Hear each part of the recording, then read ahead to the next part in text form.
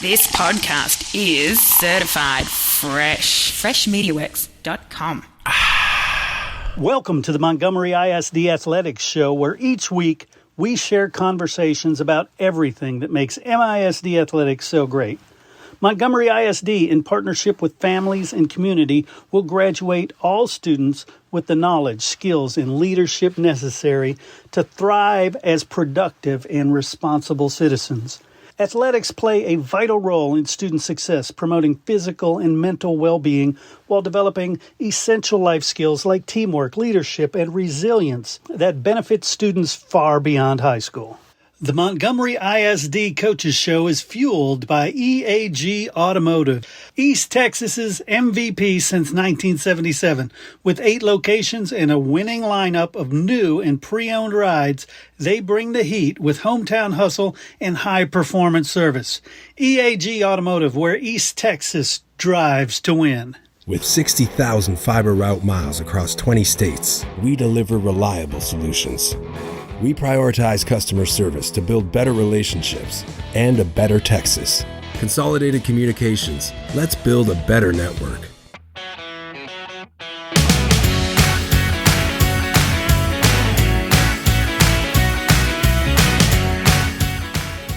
All right, everybody, welcome back to the Montgomery ISD Athletics Show. I'm Chris Daly. Today I am joined by new coach, not new to coaching, but new to Lake Creek girls basketball, Michelle Trotter. How you doing, Coach? Great. Thanks for having me today, Chris. I appreciate it. You bet. Well, one of the things I want to start with is tell us your background, because as I mentioned, you're not new to coaching. You know, you've had some success, and there's a reason why you were hired for this job. Yes, sir. As you mentioned, I've been doing this for a little while. I grew up in Arkansas. My grandparents were Texas born and bred, and so they moved to Arkansas shortly after they got married, and all I ever heard about was Texas. So once I got done, I went to Harding University in Searcy, Arkansas. And once I finished college, looking for a job, there were some coaching opportunities that came open in Texas. So went to a private school 1 year there, met my husband, and then kind of my coaching career followed his career. He decided he wanted to teach Bible at the college level, went to Harding Graduate School in Memphis. I taught 3 years of inner city school in Memphis, Tennessee, 3 of the best years of my life. You know, when I first went, I contacted one of my professors at Harding, and I was a little intimidated, a little worried about it. And they were like, he was very encouraging. He's like, you have a heart for kids. Yep. You'll do a great job. So I always tell everybody that was 3 of the best years of my life. It taught me, to really delve into where kids are coming from, what's going on behind the scenes. What you see from them on a day-to-day basis doesn't give you the full picture of life. But anyway, after that, for about 10, 12 years, I followed my husband, Todd, while he was doing ministry. And so if you look at my resume, it looks like a kind of a dartboard, but followed him around. We went to Brownsville, Texas, taught in Los Fresnos down there for a couple of years. Then his preaching ministry brought us to Houston. I worked at Bush for a couple of years there. And at that point in time, Coach Kilgore was the AD, and he was, if you don't have head coaching experience, he wasn't really looking to hire you in Fort Bend. So Todd decided to kind of follow me a little bit. We went to West in Waco, outside of Waco. Spent 2 years there, made a 1-year stop in Riesel, and then went to Wharton for 5. And then from Wharton went to Crosby, and probably would have never left Crosby except for my husband's parents. His dad had a stroke and mom needed somebody to be closer. So that is why I actually left Crosby, went to George Ranch for a couple of years, and then the last 2 years at Brazos Wood. But my coaching stints, Todd and I, we put 2 really bad careers together, or really good ones, however you want to look at it. I think they're both good in that, obviously you have a heart for people and you're trying to minister to people. Coaching is a ministry. And then of course his preaching and teaching Bible. But we moved a lot. And so But Crosby, Wharton was a stop that I was there for 5. Was Hmm. head cross country, head basketball, and that's kind of where I guess you would say my coaching career started. Um, kind of settling down and staying in one location, and then also, you know, you think about why you do what you do, and obviously coaching was a way for me to minister to kids, and so and Wharton was a great stop for me. Yeah. And I got ready to do something a little bit different. I kind of thought about getting out of coaching. There's always challenges with it, and I resigned from Crosby and basically said, from Wharton, and basically said, "Hey God, if I'm supposed to still be coaching, I need you to show me."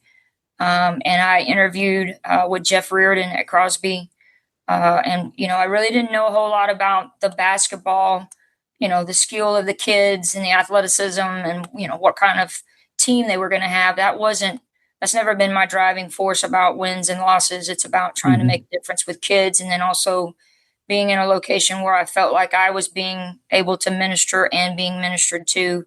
And so when I interviewed with Coach Reardon, he talked about the Coaches Outreach Bible Study.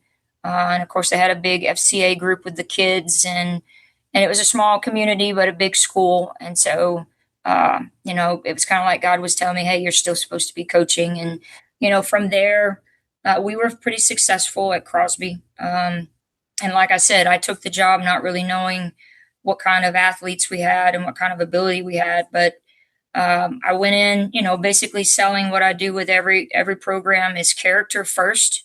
Hmm. I care about who you are as a person more than who you are as a player. And I kind of told the parents here when I had the meet and greet a few weeks ago that it's a village. It takes all of us. And one of the things that I was blessed with at Crosby was the parents buy in to the accountability and the structure. You use the word discipline, and sometimes people see that as a negative connotation, and that's not what Hmm. we mean. We mean the structure and the accountability for success. Love that. So talk to me about this position. How'd you hear about it? What moved you to apply for it, and how'd you get here? Yeah. Well, I know Coach Savoy. He and I have known each other for several years through our coaches Hmm. organizations. I've served as the treasurer for the Greater Houston Area Girls Basketball Association for about 7 years. I've worked with TABC on committees and then TGCA, and so he and I have interacted with each other. I've been on the board with TGCA, and he and I have served on the basketball committee. And so I saw that it came open, um, and I kind of knew that to me Lake Creek was resembles a little bit of the Crosby small town. It's big school, but kind of that small town values. Right. And so that intrigued me, and so I called him and I asked him about the position. And he, in his mind, he said, it's a great job, a great place to be. The kids work hard. Um, and he gave me some advice. I think I'll leave that out of the podcast about kind of what the program needed. And so to me, it just sounded like a great opportunity. Yeah. And so that's what led me to apply. Nice. Nice. And since being there now, what have you learned about the district, about the kids? What have you picked up so far? Yeah, I'm excited. There it seems that the community and the parents, and I've talked to the junior high coaches have reached out to me. I've got some parents in the community that are trying to help build basketball, and so it seems like there's a lot of excitement Nice. and some want to build this basketball program, and I think that's one of the draws. It reminds me a whole lot of that time period in Crosby and even in Wharton, that they wanted to build the programs and they wanted Hmm. those kids to, you know, to learn and grow as individuals, but also to build the program and bring it to a competitiveness that they feel like maybe they don't have right now. Got it. Got it. A lot of people on the outside, even coaches, a lot of them think, oh, it's all about athletes. But you mentioned, the character piece is so important, and what's your philosophy there on building character and building young women who understand they can be winners? Yeah, I think it's, I tell girls right now, I'm not sure that I could grow up in the time period that they grow up in, because there's so many, it was one thing to walk down the halls and deal with people who might be talking about you, this, that, and the other when I was a kid, but now they're dealing with social media and obviously with Lake Creek, being successful, so successful in so many things, Hmm. they also are hearing, well, the basketball program isn't this or the basketball program isn't that. And so you've got to get them to buy in and believe in themselves. That's going to be the first part. And I think that's just a life skill. That doesn't matter whether it's basketball or, they've got a job or a career that they want Hmm. and they're not sure they have the ability. It comes from believing in themselves and obviously putting in the work. I know one of the things that, people talk, I've heard coaches say, well, you have kids that say, I lack confidence as a shooter. Well, confidence doesn't come from thinking you're going to be a good shooter. It comes from getting in the gym and doing it. In shooting.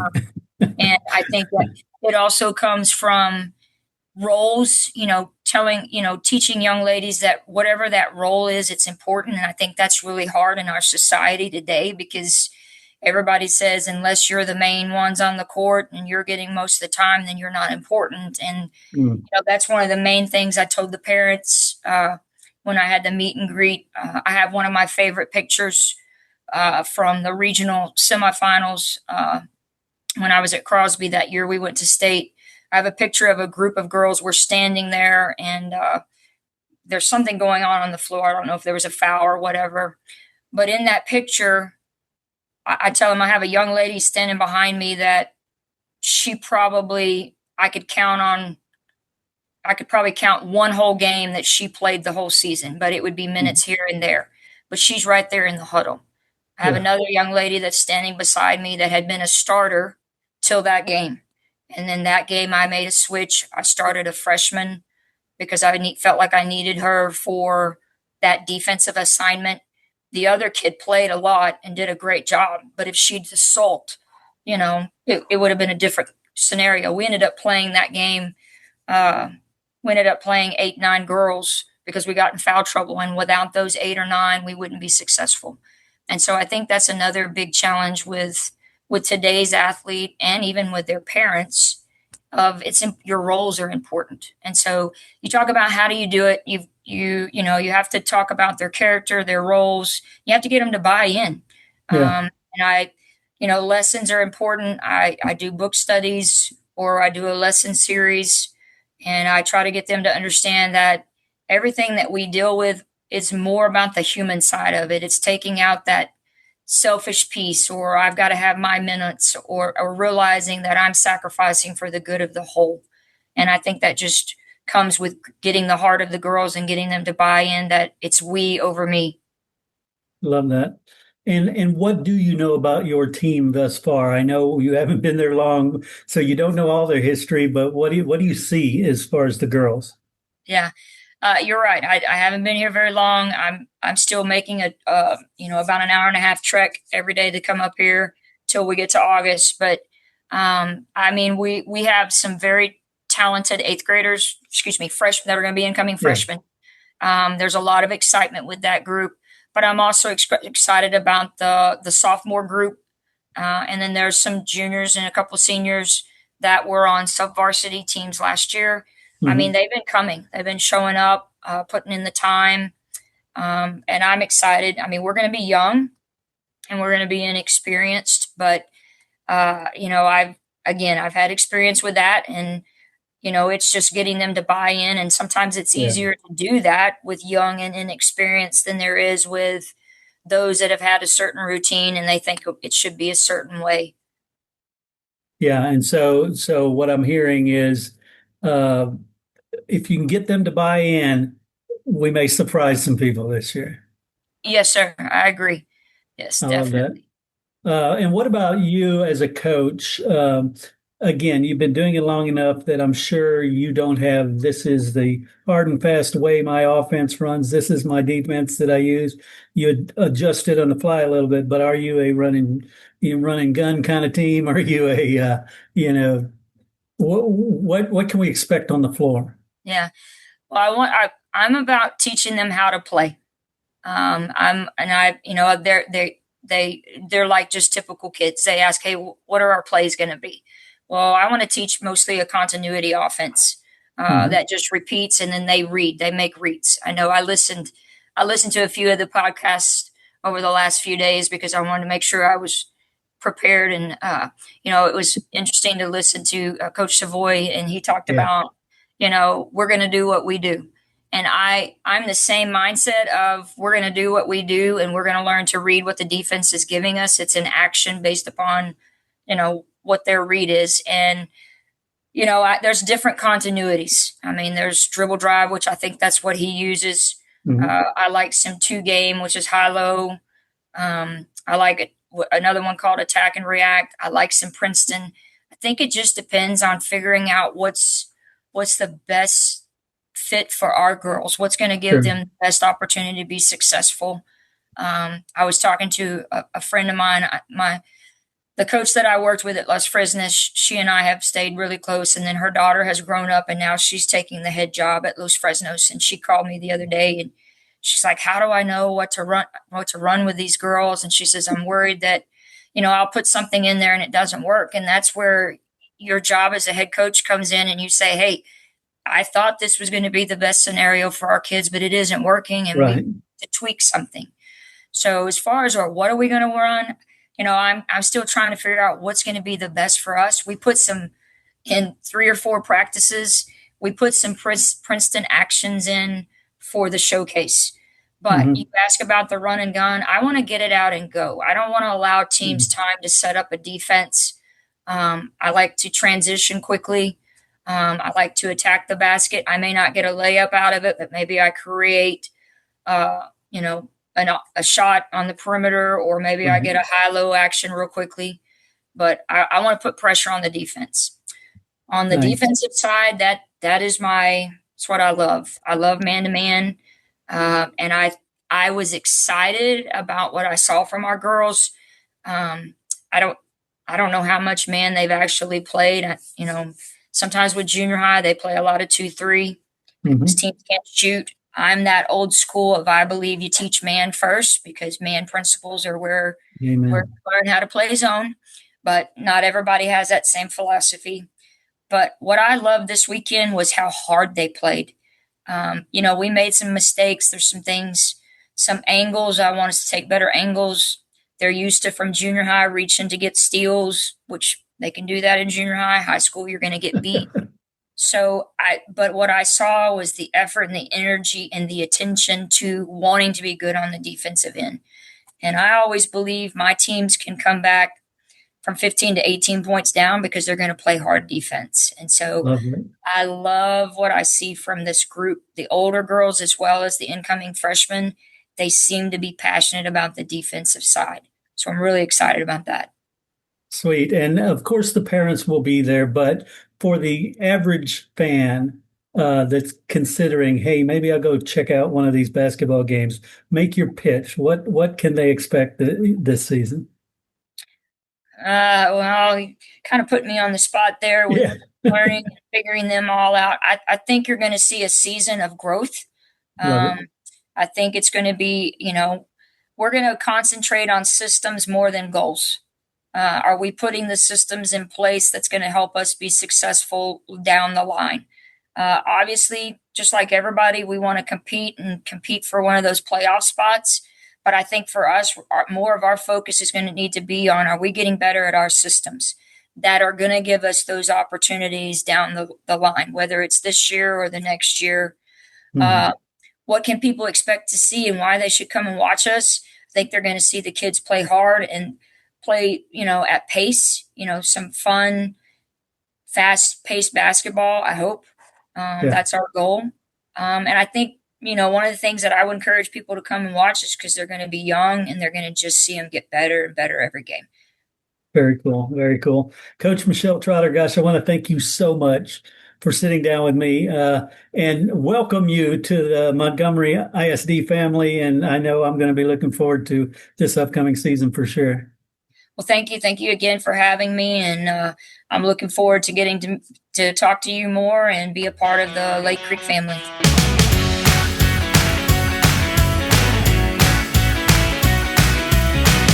At the Woodlands Behavioral Health and Wellness Center, they want kids to thrive, not just in school, but in sports and in life. Pressures like anxiety, ADHD, or even the stress of competition and injuries can hold them back. That's why their team offers specialized care, including sports psychology, to help kids manage performance pressure, bounce back from setbacks, and build confidence on and off the field. They provide complimentary consultations, so call today. Call 281-528-4226 or visit addwoodlands.com because every student deserves the chance to thrive.